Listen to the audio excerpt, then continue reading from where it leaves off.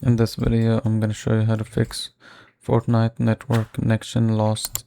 So first thing you want to do is you want to go here and type in CMD.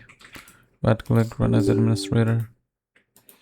And here you're going to write some commands. So first ipconfig/renew.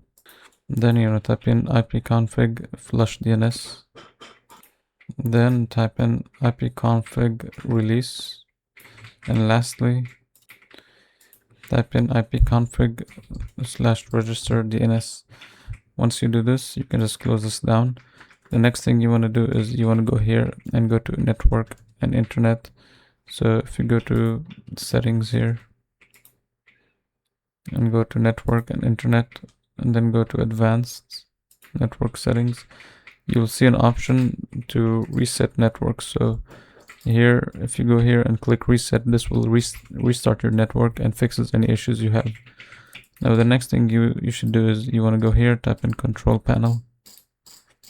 Over here, go to network and internet, network and sharing, and go to your internet, click properties. Down here, click on internet protocol version 4 properties. Use the following DNS. Type in 1.1.1.1, then 1.0.0, so 0 and then 1. So once you type this down, click OK, then OK.